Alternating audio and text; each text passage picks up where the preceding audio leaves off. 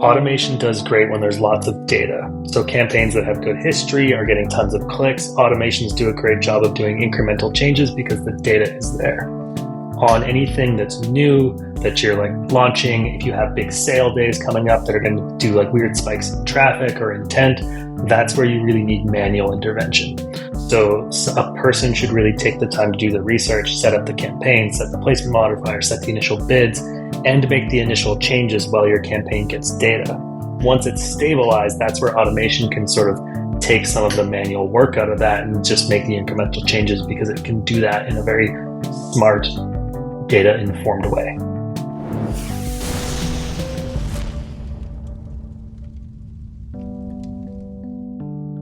Content from real people equals instant credibility for your brand. Consumers today crave real connections with real people, and they're guarded about who they'll trust. Highly polished, branded content simply doesn't cut it anymore.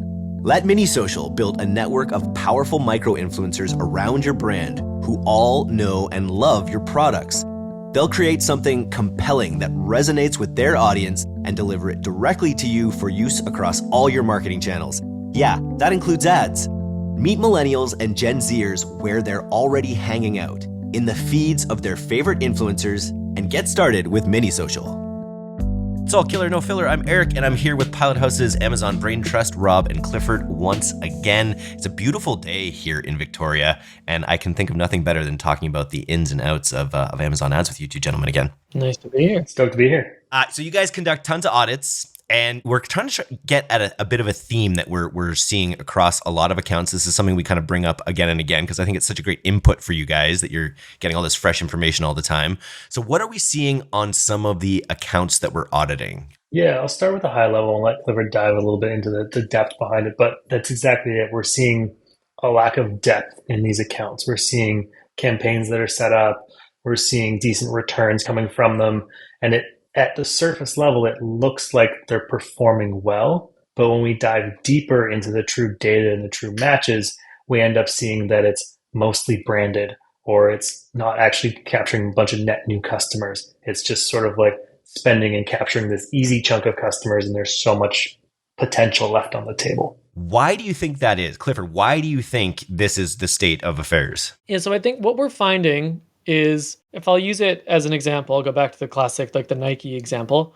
If you're Nike, you go to, I don't know, large agency X that's at all your trade shows or however you find them. And they typically, a lot of large agencies, especially ones that started as maybe a more traditional media agency or something like that, who took on Amazon management as part of their services, will use large automation platforms to manage Amazon advertising.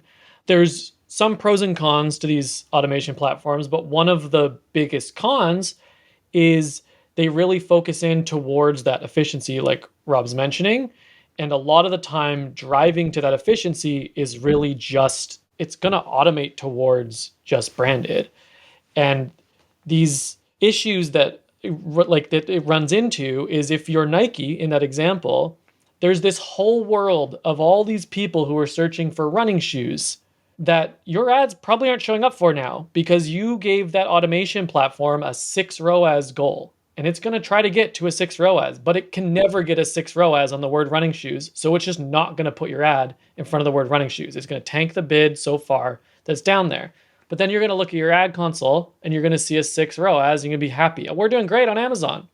But there's this entire chunk of the market that you're completely missing because your ad automation is fully negating out of it. Too much set it and forget it mentality a little bit, right? It's such an easy to use platform to both buy and sell to some potential that, yeah, people are, it's funny. That's what this podcast is about so much, are the exclusions that you guys talk about using, or the different way you're segmenting keywords, or all these sort of like all the way down the funnel tactics. It's one of the youngest ad platforms too. It's probably one of the ad platforms that has the most going on in it, changing all the time, or like new things being added potentially as well, because it's one of the fastest growing new ad platforms, right? Yeah. And I think what's really interesting is, to Clifford's point, if that brand's ROAS target is a 6, you could probably still go out and get a 6 overall ROAS. But you want to do it in a much more targeted, deliberate way. And that's by having some campaigns run at a 10.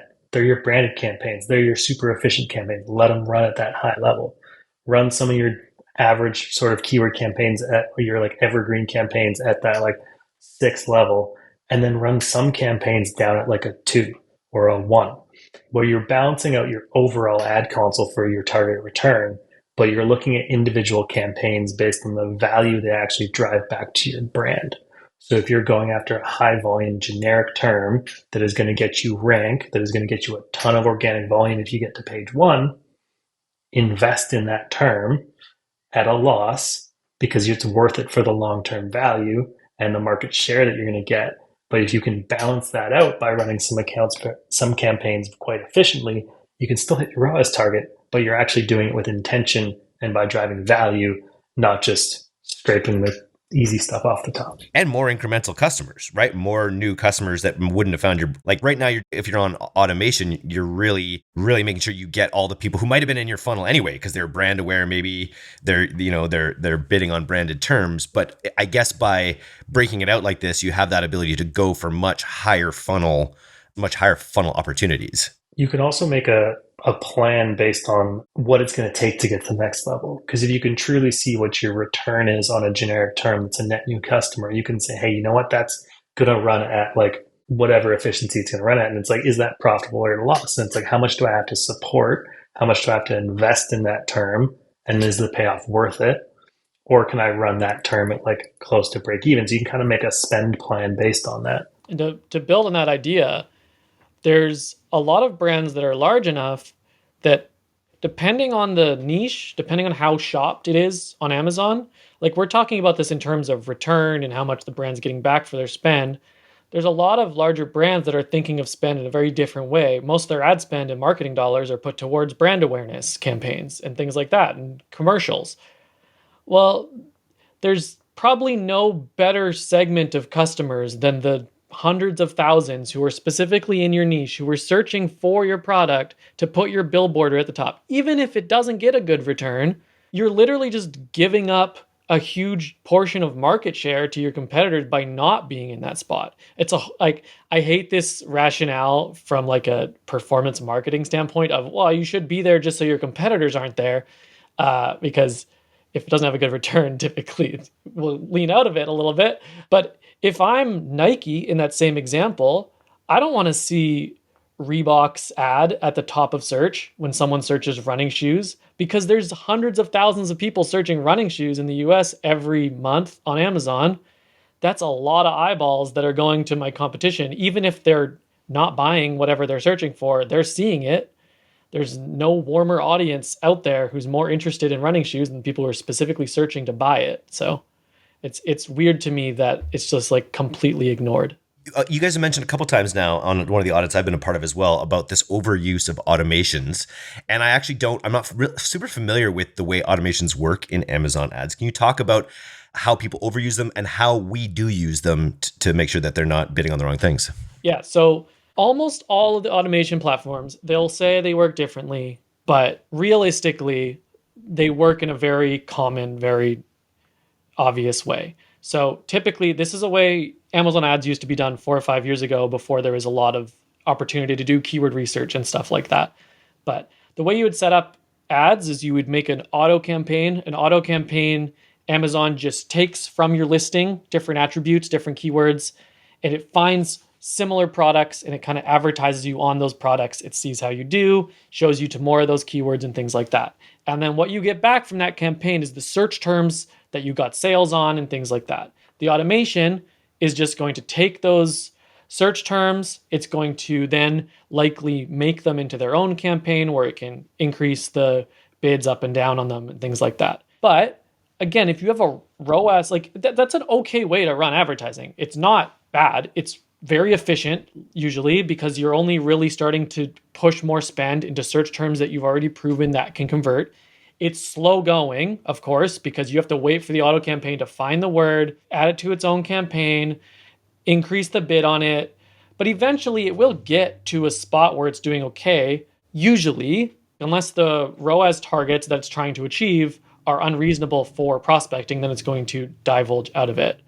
So some automation, depending on how the provider sets it up, can do okay at getting to that eventual point. They'll typically get there a lot slower than a person would who's doing the keyword research, knows the keywords off the bat, is leading into it immediately and scaling it up as fast as they can. In that same example of Nike, you know the word running shoes is good. You want to show up for the word running shoes. Automation doesn't know that. It might take weeks to find the word running shoes and then scale it up. So you have weeks, if not months, of sales that you missed out on in that time period that a person would have caught really easily. So there's that big problem. So are there ways that we're then using automation, but just having manual interventions that make it more effective? Exactly. So we definitely do use automation, but we use it in, and this is how I think, obviously it's our opinion because it's what we do, but this is how I think most people should use Amazon automation is you set up the campaigns yourself. You do keyword research, a lot of your campaign decisions, segmentation, placement percentages, all of this is set up in a way that is informed by your product and what you know about it and things like that. And then the automation is just making the small adjustments to the bids based on performance. And you give the campaigns that you have set up individual goals, like Rob kind of discussed there about having different goals for your different campaigns. So you give that campaign to the word running shoes, maybe it has a 1 ROAS goal. The campaign to the word Nike maybe has an 8 ROAS goal. But then that automation is just moving the bids up and down of that campaign to just stay within that ROAS goal or kind of close to that ROAS goal. And especially if you have hundreds or thousands of keywords split across hundreds of campaigns, that can be nearly impossible for a person to manage without some automation. What's our typical, like, I guess it depends on the client, but like how many different campaign segmentations are we looking at generally? Or is it budget dependent? Is it SKU dependent? I guess it's all dependent on all these things. Clifford can answer that. I got one point on automations I just want to get on my brain before we move on to the level of segmentation. The really simple way that I think we'll simplify that is automation does great when there's lots of data. So campaigns that have good history are getting tons of clicks. Automations do a great job of doing incremental changes because the data is there. On anything that's new that you're like launching, if you have big sale days coming up that are going to do like weird spikes in traffic or intent, that's where you really need manual intervention. So a person should really take the time to do the research, set up the campaign, set the placement modifier, set the initial bids, and make the initial changes while your campaign gets data. Once it's stabilized, that's where automation can sort of take some of the manual work out of that and just make the incremental changes because it can do that in a very smart, data-informed way. Yeah. You've given it the context, right? Just like anything. Given it, you've said, hey, work in this area, work here, rather than saying work on all of this stuff, which will just make it optimized to brand.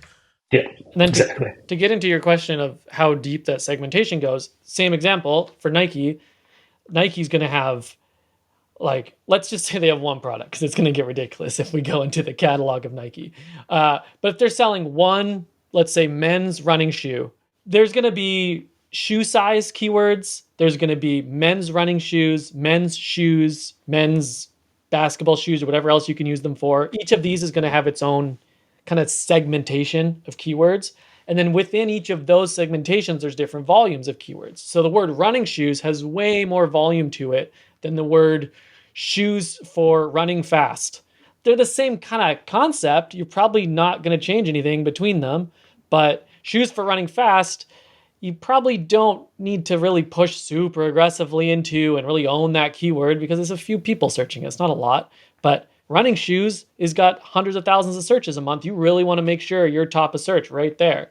And you want to get that ranking up to make sure you take advantage of organic sales you can get from that. So that niche of just running shoes is going to have like probably 3, 4, maybe 5 campaigns or more, depending on how really deep you want to segment it. And then each of those individual niches also typically will get its own group of campaigns that make sense depending on how deep you need to segment it based on the product and scale and whatnot. So it can start to get up to the thousands of campaigns. But I wanted to point out the reason for that, though, is to scale into it that quickly. It's that if you just let that all happen naturally with very slow automation, got a sale here, moved it to a campaign here, moved it there, that could take months, if not years, to get to that point of getting those campaigns set up, getting those keywords really flowing nicely. Whereas if you blast out of the gate with If you're Nike in this example, a smaller brand probably wouldn't want to go this aggressively. But in this example, you're Nike, you blast out of the gate with those dozens, if not hundreds of campaigns showing top of search for all those relevant keywords. The scale that you're going to get so quickly is massive compared to the scale that automation is going to get that's just really taking advantage of customers that are already existing on the platform for your brand. And so that was my next question is when you get a brand that comes in, you have this conversation with them like, sorry, you're just not that deep. You guys are you're scratching the surface here. Like what's the timeline for turnaround, I would say, and then what's a reasonable expectation for brands? Because I imagine if you're going to 3x the volume or really significantly increase the volume by getting more incrementally new people in there, you probably would take a little hit on the ROAS. If you're not just going on brand, you're not going to get a full 8x ROAS. You'll expand, but you'll give a little bit on the ROAS probably to have more scale. Is that kind of what that looks like? So yeah, I can have that. Timeline wise, like my rough timeline on engagements is learn, build, test, scale. We're Amazon experts. We have to learn your brand, and do the keyword research. That's generally the first couple of weeks. Then we get into building, which would be the second 4 weeks, or second 2 weeks. Sorry, start to make campaign changes, actually push out new campaigns, get some data back. I say month 2 is that testing, and then month 3 is scale. So like in month 2, you're getting data back. Are you proving and disproving hypotheses? And then ideally, you're kind of doubling down on success in month 3. That's obviously an oversimplification because you're always going through those 4 stages of like learn, build, test, scale. But from getting into a new campaign, or new account, that's a nice way to look at it. I liked what you guys were saying in the pre-interview too, that you've got every FBA seller taking advantage of all of these technical hacks to get more scale, essentially, or segmentation strategies, essentially. Whereas you've got these huge brands like Nike and other big ones probably not taking advantage of all these opportunities, which provides a great opportunity in the space. And more, I hear brands talking about pushing more of their distribution to Amazon. So it really behooves brands out there to get as savvy and smart as they can about this, not leave it in that set it, forget it type state. One of the reasons we wanted to talk about this topic is if I'm a brand, I'm a large brand, I go to Amazon, I say I want to do all this advertising. One of the first places you're going to get pushed is to DSP, it's to Prime Video advertising, it's to all this streaming TV, very top of funnel ads. Amazon makes the most money there. Of course you are. So all of this really bottom of funnel little tricks, it's these little private label brands that are going to be taking advantage of it because they have their one product that they need to be really profitable on or the best they can. And they're going to find every little tweak to it because that's all they got to do. That's all they got going for them is that little bit that they can find on that. So they will find these little tricks and tweaks and all of these different aspects that they need to take advantage of to be successful because their little brand doesn't have all that branded volume behind them to get there.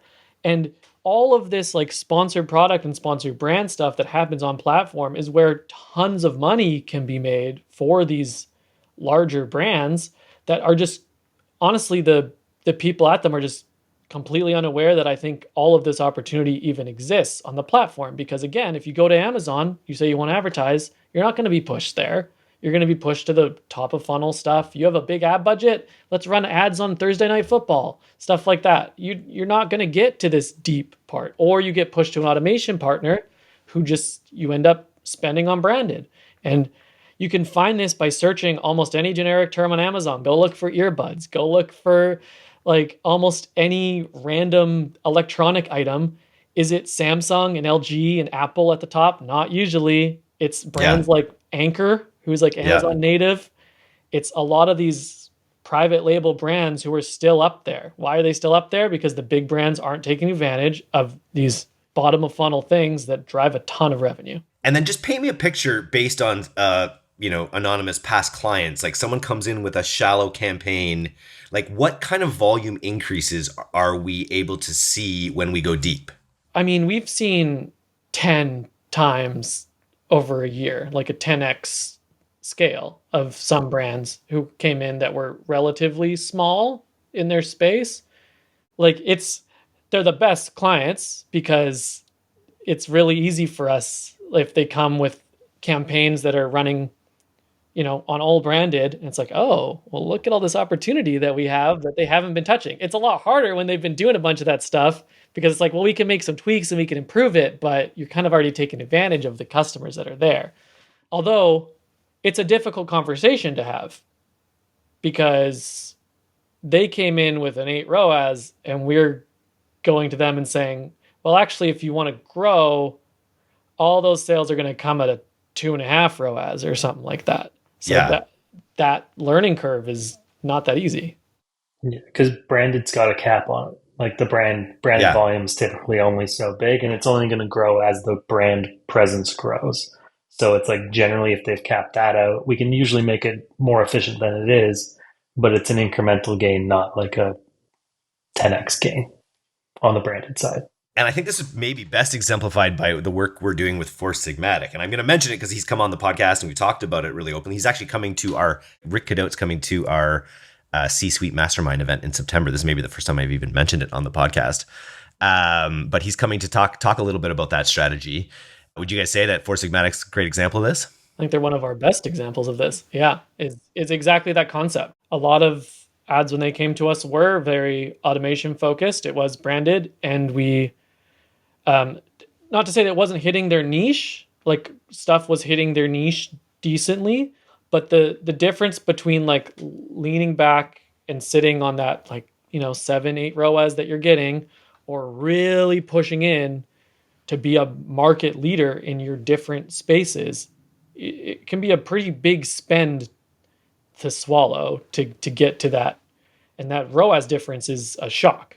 But if you're, managing that for the total ROAS that you're getting out of it and the full return, and you're watching subscribers grow, you're seeing the impacts of the new customer acquisition, and looking at stuff like your cost per acquisition of customer and kind of comparing it across your other platforms, Amazon typically comes out ahead. Yeah, it would. It just for its conversion value. I don't think there's any this. I think this is maybe a good note to end it on. I don't think there's any new Amazon gossip that we can talk about. You were mentioning Megan Thee Stallion and Eminem's feud.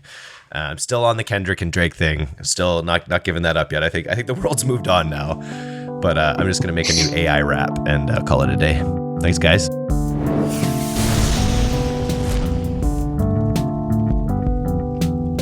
Thanks for listening to today's episode. If you're not getting the D2C newsletter, you can subscribe for free at directtoconsumer.co. And if you want to learn more about Pilot House's all-killer, no-filler services, take off to pilothouse.co. I'm Eric Dick, and this has been the D2C Podcast. We'll see you next time.